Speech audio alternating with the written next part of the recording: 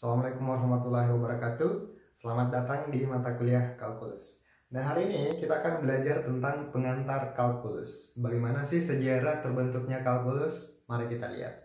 Nah, kita ketahui bersama bahwa cabang matematika itu ada banyak. Kita ambil contoh misalnya geometri. Geometri itu salah satu cabang matematika yang belajar tentang bidang datar, tentang bidang ruang, dan sebagainya. Kemudian ada aljabar. Nah, aljabar ini cabang matematika yang mempelajari tentang bagaimana menyelesaikan sebuah masalah dengan menggunakan persamaan-persamaan. Kemudian ada peluang. Peluang itu cabang matematika yang mempelajari tentang peluang terjadinya sebuah kejadian. Nah, kalkulus itu apa? Nah, kalkulus itu adalah salah satu ilmu matematika yang mempelajari tentang perubahan. Oke, tentang perubahan. Nah, seperti apa itu? Mari kita lihat. Nah, berdasarkan sejarahnya itu, ada sebenarnya perdebatan antara siapa yang menemukan kalkulus itu sendiri. Jadi, ada yang mengatakan Newton yang menemukan, ada juga yang mengatakan Leibniz yang menemukan. Jadi, sejarahnya adalah kedua ilmuwan ini menemukan konsep kalkulus ini di waktu yang hampir bersamaan.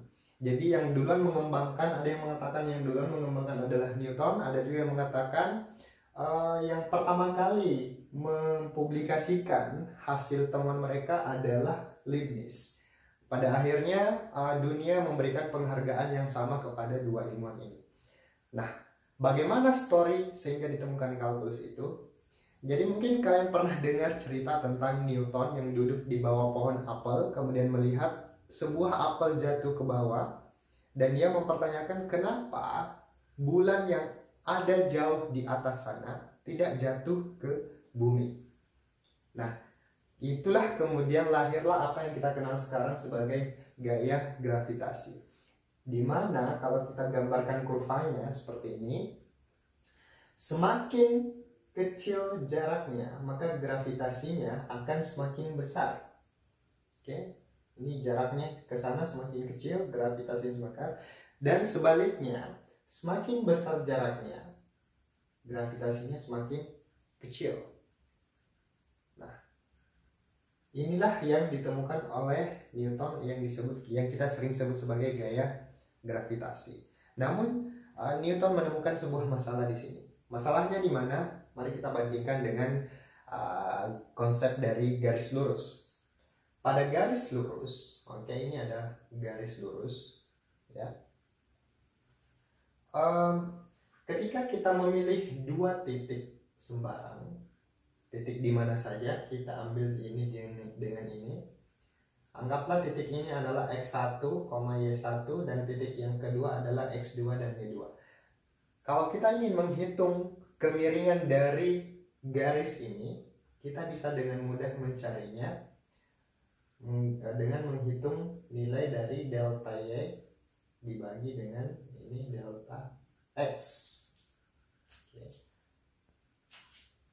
Jadi y2 dikurang y1 per x2 dikurang x1, atau delta y per delta x. Dapat kemiringannya, dan kamu akan menemukan nilai yang sama ketika kamu membandingkan titik yang ada di sini dengan ini dengan di sini, karena kemiringannya tidak pernah berubah. Nah, masalahnya ketika kita melihat kurva yang dijelaskan oleh Newton tentang gaya gravitasi ini dan jarak, pada titik ini, pada bagian ini itu kemiringannya sangat tajam, ya. Namun ketika berada pada di sini itu kemiringannya berkurang.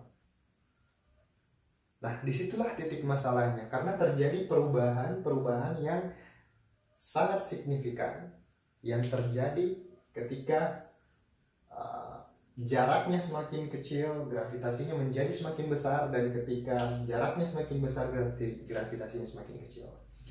Nah, disinilah kemudian lahir ide jenius kedua tokoh ini, Newton dan Leibniz. Nah, ingin mengetahui bagaimana solusi yang mereka tawarkan dan bagaimana mereka menemukan kalkulus? Nonton video part 2.